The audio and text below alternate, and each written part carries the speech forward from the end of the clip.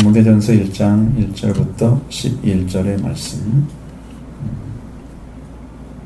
하도록 하겠습니다. 우리 구주 하나님과 우리의 소망이신 그리스도 예수의 명령을 따라 그리스도 예수의 사도된 바울은 믿음 안에서 참 알을 낸 디모데에게 편지하노니 하나님 아버지와 그리스도 예수 우리 주께로부터 은혜와 긍휼과 평강을 내게 있으리라. 내가 마게도냐로 갈 때에 너를 권하여 에베소에 머물라 한 것은 어떤 사람들을 명하여 다른 교훈을 가르치지 말며 신앙과 모든 족보에 몰두하지 말게 하려 함이라. 이런 것은 믿음 안에 있는 하나님의 경륜을 듣는 것보다 도리어 결론을 내는 것이라. 이 교훈의 목적은 청결한 마음과 선한 양심과 거짓이 없는 믿음에서 나오는 사랑이거늘 이에서 벗어나 헛되갈에 빠져 율법의 선생이 되려 하나 자기가 말하는 것이나 자기가 확증하는 것도 깨닫지 못하는도다. 그러나 율법은 사람이 그것을 적적하게 하였으며 사람 것임을 우리는 아노라.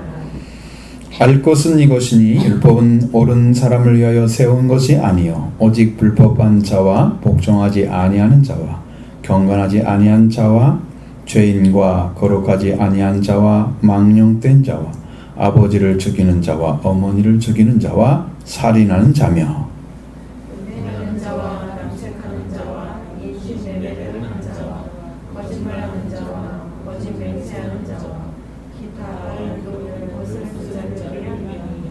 같이 이 교훈은 내게 맡기신 바 복되신 하나님의 영광의 복음을 따름이니라. 아멘. 자, 디모데에게 주신 말씀입니다. 디모데는 에베소 교회의 젊은 지도자였습니다. 그러니까 본장이 온전한 복음을 갖지 않으면 이들을 자르게 인도하기 어렵죠. 젊은 지도자였기 때문에 더 그렇습니다. 근데 이 보면은 그 당시에도 우리가 생각하는 것보다 더 많은 신하들이 있었던 것 같아요. 신하는 되게 뭐 그리스, 로마, 뭐 애국 이런 신하들이 있죠.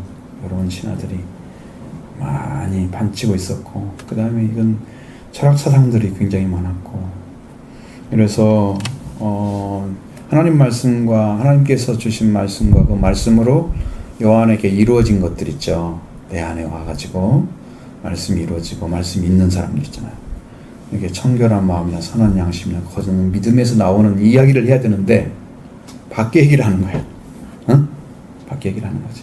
이런 것들은 다 헛된 말이다. 헛된 말. 헛된 말은 말을 씨앗을 심어도 나지 않는 말이죠. 참된 말은 하나님 말씀은 심으면 나는 거예요. 씨가 되는 거예요. 씨가 안 되는 말은 헛된 말이다. 거짓이. 마귀가 주는 말은 다 거짓이요. 이 세상에 있는 언어나 지식들로 만들어진 땅의 이야기들은 전부 영원한 건 나올 수가 없어요. 오직 하나님께로 온 생명을 가진 존재에서 나오는 말이 살리는 거예요. 깨끗하게 하는 것도 인류의 청소하는 방식이잖아요. 또 회개를 시키는 것도 그 땅을 정결하게 해서 그 땅에 열매를 내게 하도록 씨를 심을 때 필요한 거잖아요.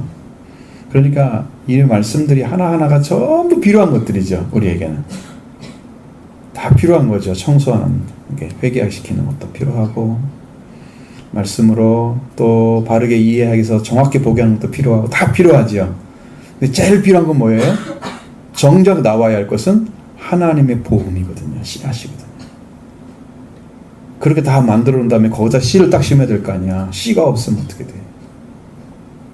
다 준비한 게 헛것이잖아요. 그죠? 밭을 열심히 갈고 거름 열심히 줬는데 씨가 없어서 못 뿌려봐. 그건 아무것도 아니잖아요. 얼마나 문제. 그래서 이런 문제를 지금 다루고 있는 거예요. 여기 부분은. 이 1, 2절 말씀은 이제 인사한 말입니다. 그리고 하나님, 우리의 소망이신 예수 그리스도 예수의 명령을 따라 그리스도 예수의 사도된 바울이 믿음 안에서 아들이 된 디모데에게 편지를 쓰고 있습니다. 디모데에게. 하나님 우리 아버지와 그리스도 예수 우리 주께로부터 은혜와 공율과 평강이 내게 있을지어다.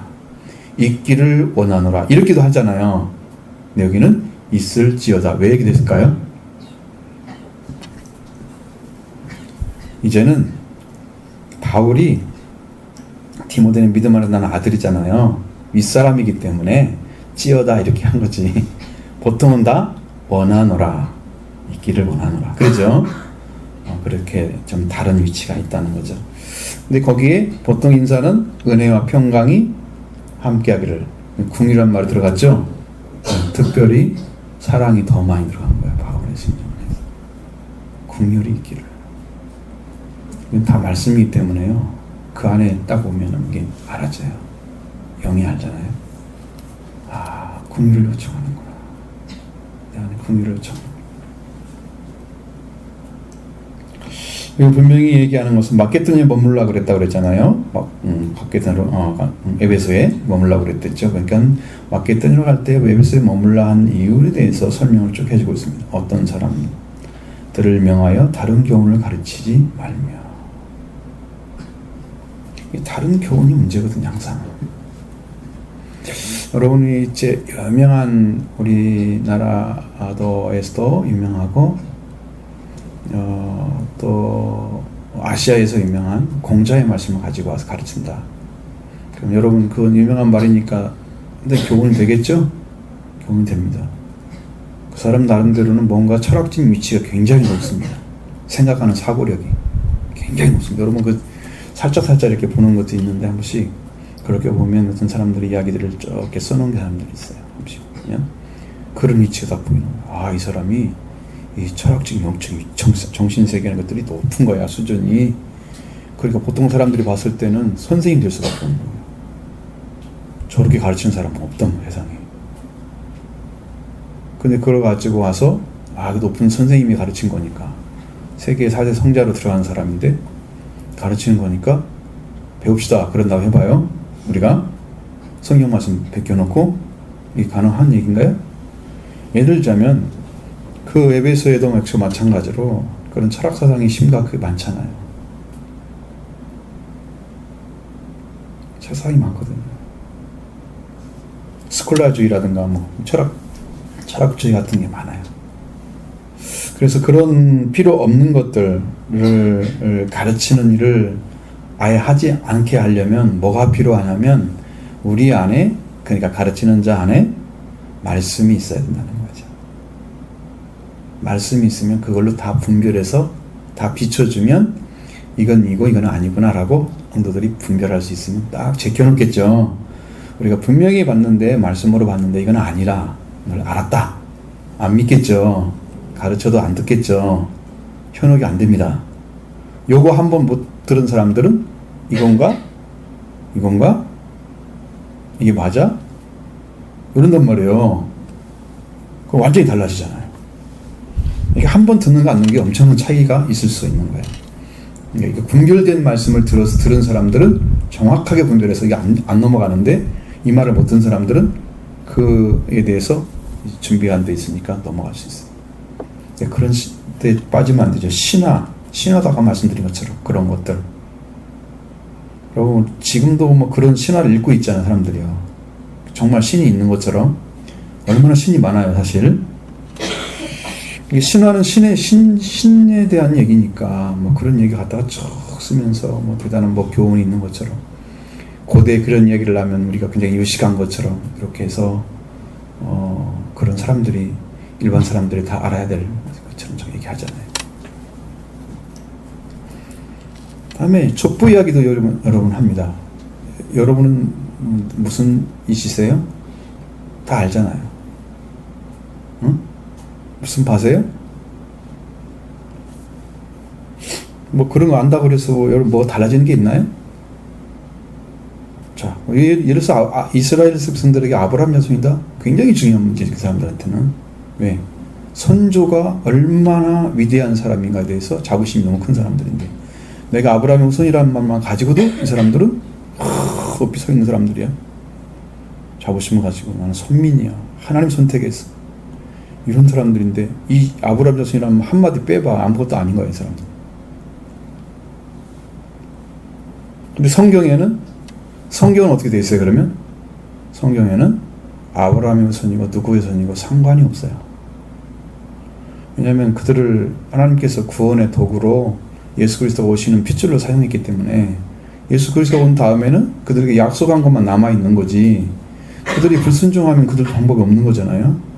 불순종해서 일단은 이방인들을 들어오는 숫자가 차길 때까지 그들은 좀 보리시켜놨다가 얼마 전에 이제 나라가 세워지고 지금 45년에 이제 겨우 이제 그렇게 됐단 말이에요. 그러니까 하나님이 그렇게 하면 하는 거예요. 그죠?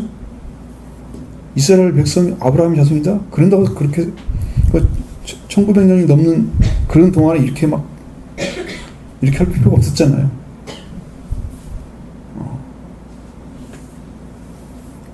그들을 그렇게 고난스럽게 살게 이방 민족이 다 포로가 돼가지고 그렇게 살도록 그렇게 할 필요가 없는 것 같은데 그거 아무 상관없단 말이죠. 하나님의 빚값으로 된 것이 예수를 빚값으로 그게 때문에 그러니까 하나님의 백성이라고 하는 것은 하나님께로부터 말씀을 받은 자들이 백성이 들어가는 거예요. 말씀이 심겨진 자.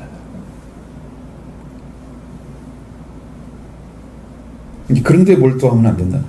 자꾸 생각을 걸러 가져가고. 근데 말씀이 딱 들어오면요, 그런 것들이 싹 사라집니다. 왜? 의지할 생명 자체가 딱 예수 그리스도밖에 딱 없어요. 찾아져 버리는 거예요. 그러니까 다른 걸 이해하고 생각한다는 것은 그렇게 별로 의미가 없어요. 우리가 오직 하면 바울이 2만 권이가 책을 다 태워버렸다 그랬죠.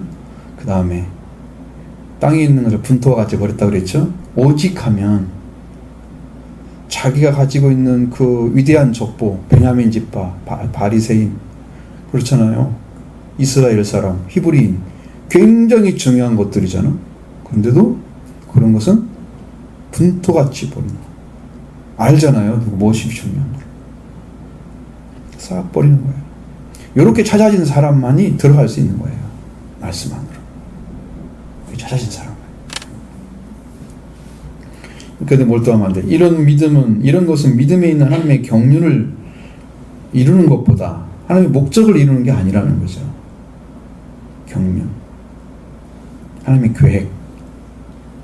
계획을 이루는 것이 아닌 도리어 변론을 내는 거라.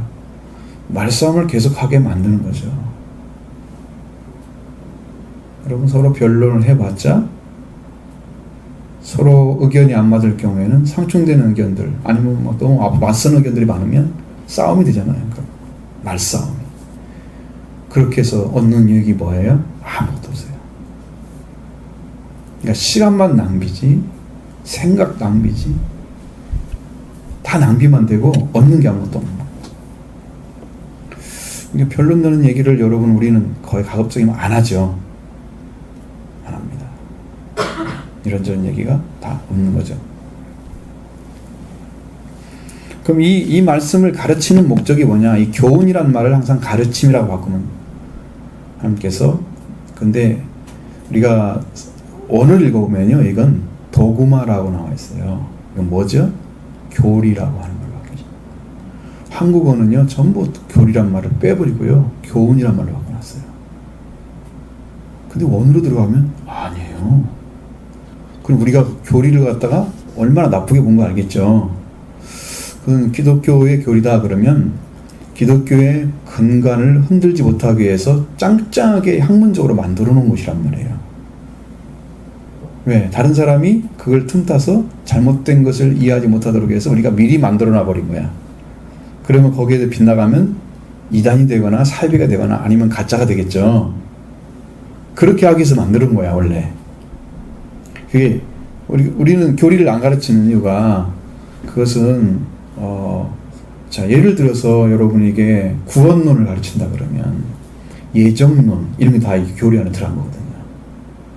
예정이 돼 있다. 어떤 사람은 구원받기로 돼 있고 어떤 사람은 유보가 돼 있고 어떤 사람은 보류가 돼 있고 어떤 사람은 구원에 들어가 있고 어떤 사람은 구원받지 못할 사람인데 들어온 사람도 있고 그랬단 말이에요. 그걸 누가 지정을 하고 누가 아는 것이 아무도 없는 거죠. 누구만 알 수 있어요? 응? 하나님만 알 수 있는 거지 사람이 어떻게 알아요? 나는 구원받기로 예정됐을까요? 되어 있을까, 안 됐을까? 되어 있을 것 같아요? 그러니까 그게 우리가 짐작하는 거지, 그게 어떻게 아냔 말이야. 아무도 모르는 거잖아. 그러니까 그런 쓸모없는데 시간을 투자하지 않고 여러분 은혜 받고 하나님 안에 들어가는 복음 안에 들어가기 위해서, 그러기 위해서 지금 우리가 쓰는 거잖아. 지금 그러기 위해서. 그러니까 다른 것을 다 제외시키는 거지. 그게 훨씬 더 중요한 문제다는 거죠. 이 도구마의 목적은 뭐냐? 청결한 마음, 선한 양심, 거짓이 없는 믿음에서 나와야 된다는 거예요. 이 도구마가, 교리가 그 종교를 정확하게 이해하는데 필요한 그런 내용들을 제공해 주는 거예요. 기독교, 그러면 그래서 기독교 사상적으로만 성경을 이해하거나 사상적으로 신앙을 갖거나, 이것은 굉장히 위험합니다. 왜냐하면 논리로 접근하기 때문에 그래요. 그 논리가 정확히 맞아야만 되는 거예요. 성경에는 논리로만 되지 않은 것들이 훨씬 많습니다. 그렇기 때문에 서신서는 되게 논리가 많아요. 설명해 주는 것이 많아서. 근데 복음서는 전혀 논리가 아닙니다. 그냥 있는 자체입니다. 그러니까 논리로 해석할 수 있는 게 없어요. 다 아니에요. 그래서 교훈의 목적이 뭐냐? 이게 도구마의 목적이 뭐냐? 그건 청결한 마음, 선한 양심, 거짓말에서 나오는 사랑이 되어야 된다는 거예요. 그러니까 우리 안에 하나님께서 말씀을 주셔가지고 이 안에 찾아졌어요. 양심이 찾아지고요. 내게 선한 양심, 청결한 마음, 그리고 거짓 없는 믿음. 예수님을 믿을 때, 하나님을 믿을 때, 말씀을 믿을 때 우리가 아무것도 섞이지 아니한 완전하게 순수한 것만 믿는 거예요. 거짓 없는 믿음. 완전히 인간적인 건 다 빼버린 상태. 하나님이 주고자 하는 온전한 메시지만 딱 거짓 없는 믿음에서 가지고 있는 것들이에요. 여기에 섞여지면요, 인간적인 논리가 들어가잖아요. 이물질 들어가면은 변하죠. 그죠? 이물질이 안 들어가야 됩니다. 그래서 거짓 없는 믿음에서 나오는 사랑이어야 된다는 거예요. 말씀을 통해서 나오는 것들은. 자, 근데 이제 변론을 내는 것이 이제 4절에 나오잖아요. 그럼 4절의 얘기가 6절에 나온 거예요. 사람들이 이것에서 벗어나서 헛된 말에 빠져 율법을 선생이 되려고 한다. 여러분, 율법이라는 것을 가져다 놓으면, 율법은 가르치는 사람도 정확하게 이해 못하면 은혜를 받지 못해요. 율법은 행위로만 들어가잖아요. 은혜로 못 들어가죠? 그러면 은혜를 더 받으려면 뭘 알아야 돼요? 우리가 은혜를 받아야 하잖아요. 그 은혜에 은혜를 더 받아야 하잖아요. 은혜 줬는데 그 위에 은혜를. 그럼 뭐가 필요할까? 자, 여러분이 율법을 주었을 때 율법은 뭐라고 생각하냐면 우리의 죄를 깨닫게 해주는 거다. 성경에 나와 있는 대로. 그럼 죄를 깨닫는 것이면 그게 은혜죠. 아닌가요? 죄를 깨닫는 것이 은혜가 아니에요? 은혜죠. 그보다 더 은혜는 뭐예요? 죄를 사함받는 거죠. 더 큰 은혜죠. 그러니까 이게 율법이 은혜로 온 거란 말이에요. 그런데 그보다 더 큰 은혜가 예수 그리스도 온 속죄의 은혜란 말이에요. 더 큰 은혜가.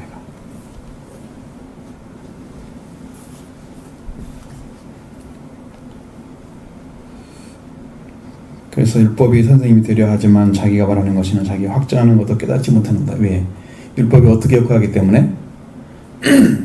율법이 죄를 깨닫게 하는 게 아니고 율법으로 선생님이 되려 하기 때문에, 가르치려고 하기 때문에.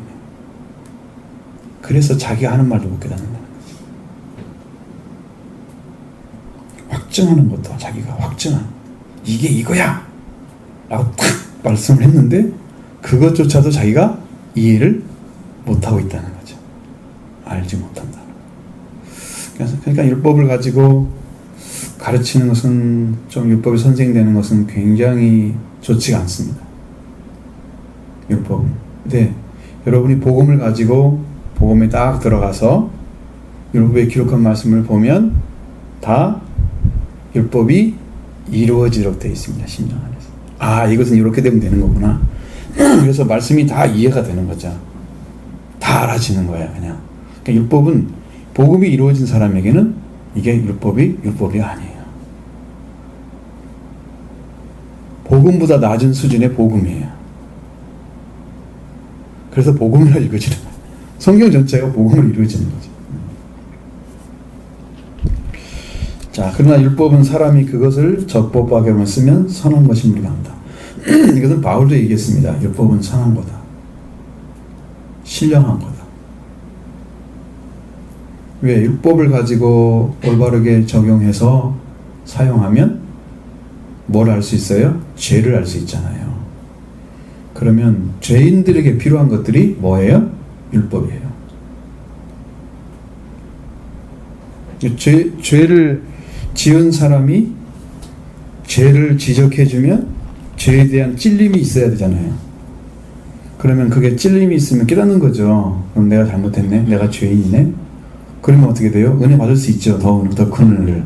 만약에 찔림이 없어, 이 사람 말에도 막 왜 나 기분 나쁘다고 안 받고, 어둠을 더 사랑하기 때문에 빛 가운데 나오기 싫어하는 사람들이죠. 이 사람의 죄는 그대로 있겠죠. 사함받을 기회가 없겠잖아요.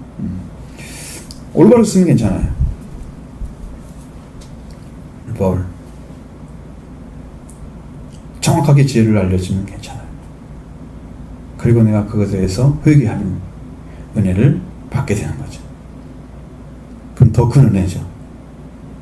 죄를 알므로 더 큰 은혜가 오는 거예요. 죄가 있는 곳에, 죄가 많은 곳에 은혜가 넘쳤느니라. 죄가 많이 지은 사람이 많은 곳에 은혜가 넘치는 게 아니고, 죄가 많은 것이라는 의미는 죄를 인식한 사람, 죄를 죄라고 인정한 사람, 죄라고 고백하는 사람이 그 죄라고 하는 사실 때문에 은혜가 필요하기 때문에 은혜가 더 많다는 얘기예요. 죄를 더 많이 지어 은혜를 더 얻으려고? 그럴 수 없느니라. 성경이 그렇게 설명하잖아요, 바울이. 그건 아니에요. 우리 알 건 뭐냐면은, 율법은 옳은 사람을 위하여 세운 것이 아니고 오직 불법한 자와 복종하지 않은 자와 경건하지 않은 자와 죄인과 거룩하지 않은 자와 망령된 자와 아버지를 죽이는 자와 어머니를 죽이며 살인하는 자, 음행하는 자, 남색하는 자, 인신매매하는 자, 거짓말하는 자, 맹세하는 자, 비타 바른 교훈 가르침을 거스르는 자를 위한 것이다. 여러분, 이거 다 죄죠. 다 죄죠. 이게 다 바른 교훈을 따르지 않는 자체도 죄죠. 그러면 모든 게 다 죄잖아요. 이 옳은 사람을 위해서, 의로운 자를 위해서 율법이 주어진 게 아니야. 모든 죄인들의 죄를 정확하게 알려주기 위해서 율법이 주어졌단 말이에요. 그래서 세우는 거라고.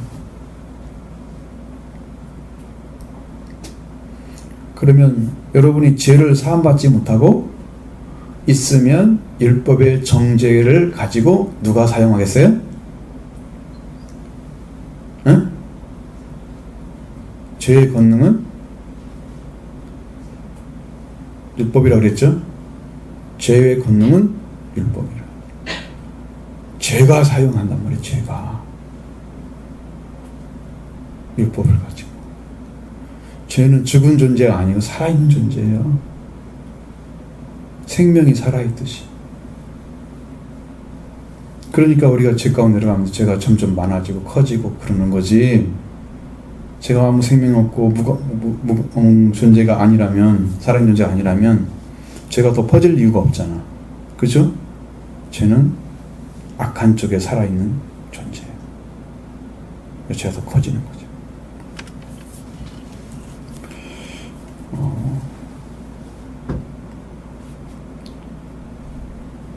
그러니까 우리가 말하고자 하는 5절의 교훈의 목적, 그 다음에 11절의 이 교훈은, 그죠? 여기 나왔죠. 그러니까 정확하게 맞아 떨어져. 여기는 율법에 대한 얘기는 제가 앞에서 말씀드린 것처럼 이렇게 율법은 옳은 사람이여 센 것이 아니다.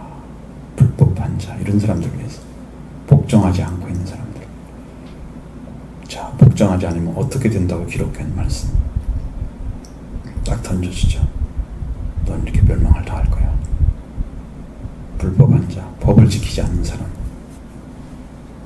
경건하지 않은 사람, 죄인, 하나님 관계 끊어진 대로 살아가는 사람, 거룩하지 아니한 자, 하나님을 믿어도 거룩한 자리에 안 돌아온 사람들, 망령된 자, 이런 사람들, 부모를 죽이는 자, 아버지 어머니를 살인하는 자. 이 사람 지금 부모 전속 살인들이 상당히 늘어났잖아요. 우리나라에도. 그죠? 이 부모를 죽이는 성경에 나오잖아요. 이런 사람 다 율법에 걸려요. 살인하는 자 다 걸리니까. 음행하는 자, 남색하는 자, 탐하는 사람들, 성을 탐하는 사람들 있잖아요. 인신매하는 사람, 임신매매하는 사람들. 이것도 율법에 나와 있어요. 인신매매에 대해서. 그죠? 성경에 나와 있습니다. 그냥 구약에 거짓말하는 자, 이건 사탄이 주는 말을 가지고 삽니다. 거짓 맹세하는 자, 이 말하고 안 지키는 사람들, 내가 이렇게 할게 안 지키는 사람들, 거짓 맹세하는 사람들, 기타 건전한 교훈을 거스르는 자, 그들을 위해서 율법이 세워진 거예요.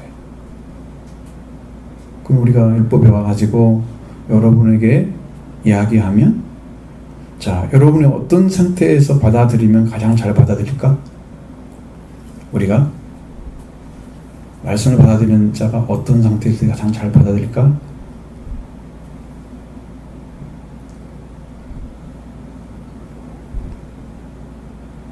그러니까 여러분의 심령이 나를, 자기 자신을 객관적으로 놓고 볼 수 있어야만이 받아들일 수 있습니다. 개인적 감정이나 자기 사고 중심에서는요, 인정하기 싫은 게 훨씬 많아요. 근데 성경이 말하는 것과 이것이 내가 일치한다 그러면 내 안에 그게 있다는 거잖아요. 내 감정 쓰려면 안 되겠죠. 성경이 지적하는데 내가 그거 뭐 싫다고 그걸 버리고 안 지키고 마음대로 하려고 하는 이런 생각을 가진다는 자체가 말씀이 지금 대립한 거죠. 죄를 지적받지 않겠다는 거죠. 자기가. 자기 감정, 생각 아니에요. 객관적이어야 돼요. 나도 이런 게 있어. 맞아. 아버지 내가 죄인입니다. 그렇게 해서 들어가는 건데, 이걸 자기 생각으로 막고 있다 그러면 여러분, 이건 구원받기가 얼마나 힘들어진지 아세요? 예를 들자면 우리가 성경 지식은 많아. 여러분 아는 사람들이 그런 사람도 있을 수 있잖아요. 근데 은혜를 못 받았어. 말하는 거 보면 성경은 너무 잘하는데 은혜에 대해서는 잘 몰라.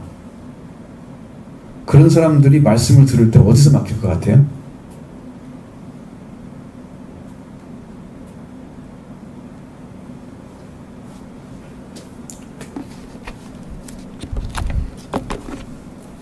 그러면 이제 바리새인들, 서기관들, 이런 사람들, 사두개인들, 성경 잘 알잖아요. 성경 아는 사람들이 예수님께는 왜 막혀요? 예수님은 왜 모르죠? 성경 알으면 예수님 알아야 하잖아요.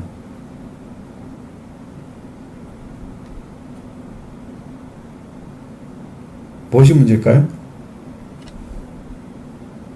그러면 유대인들이 예수님 와가지고 자꾸 다른 질문을 하잖아. 성경에 대한 질문을 해. 자기가 똑똑한 것처럼. 예수님 말씀 다 해줘. 그래. 그 사람들이 예수님께 질문을 했을 때 예수님은 말씀을 정확히 해주시니까 어떤 흠을 못 잡잖아요. 근데 왜 자기들은 그렇게 이해하지 못할까? 예수님처럼. 똑같은 성경을 이해하는데. 뭐가 문제일까요? 그러니까 여러분이 성경을 아는데 믿음을 갖지 않고 지식과는 성경을 알면 말씀을 들을 때 나도 그거 안다고 생각하는 거, 그것에 다 걸려 넘어져요. 그리고 예수님은 무시해. 저 시골 사람이잖아. 나사렛 촌에서 온 사람인데 저 성경을 어떻게 알아? 인간들만 보잖아요. 영이 눈이 없으니까. 그러니까 무시하면서 자기들이 배운 막 굉장한 지식이잖아요. 장로들의 전통 가지고 막 철저하게 외웠던 말씀, 그냥 그런 공부한 같은 것들을 가지고 예수님이 대하는 거잖아. 무시하면서. 예수님은 정확하게 말씀해 주죠. 하나님 자신인데. 뭐 때문에 넘어졌어요? 안다고 하는 거 다 넘어졌어요. 말씀을 안다고 하는 거 다 넘어졌어요.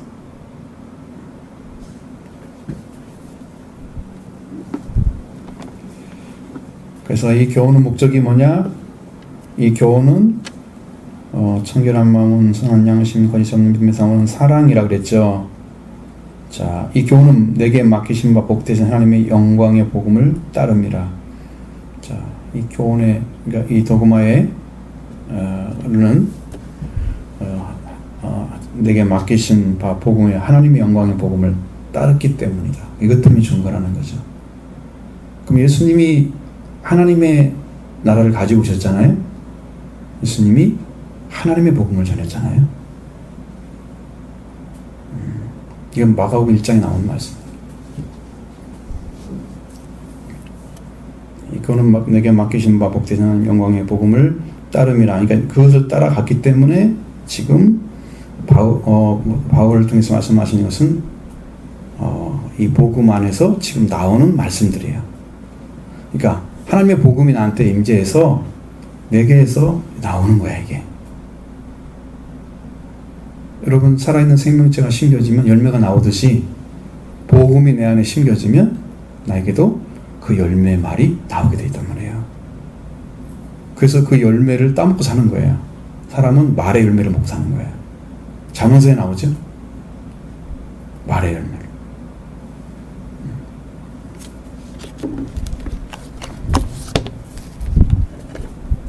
자, 우리가 충만하게 은혜를 받기 위해서 할 건 뭘까? 준비를 잘 하셔야 돼요. 마음을 준비를 잘해서 영적으로 여러분 깨어있는 삶을 살아야 되고요. 말씀이 들려올 때 말씀이 마음에 쏙 들어가셔야 돼요. 여기서 준비를 잘하고 오셔야 돼요.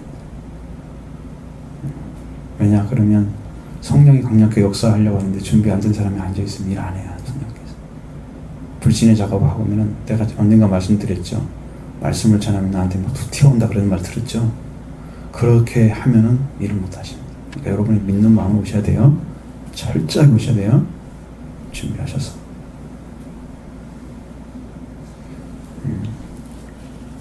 그렇게 해야 하나님 일을 하십니다. 하나님 준비는 철저하게 시키고 있는데 하나를 다 아주 그냥 세밀하게 가르쳐줘요. 근데 준비 안 하고 오면 하나님이 그걸 심을 데가 없잖아. 밭이 없어. 얼마나 하나님 아프시겠어요. 마음 준비 잘하고 말씀 받을 준비 잘하고 이렇게 믿음으로 서서 내가 이번에는 기쁘고 은혜를 받아야 되겠다. 죽은 지 사흘 만에 부활하신 예수 그리스도처럼 사흘째 된 날은 내가 다 받아야지. 은혜 받아야지. 이렇게 하고 싶으십시오. 준비된 분들은 부어줄 줄로 믿습니다.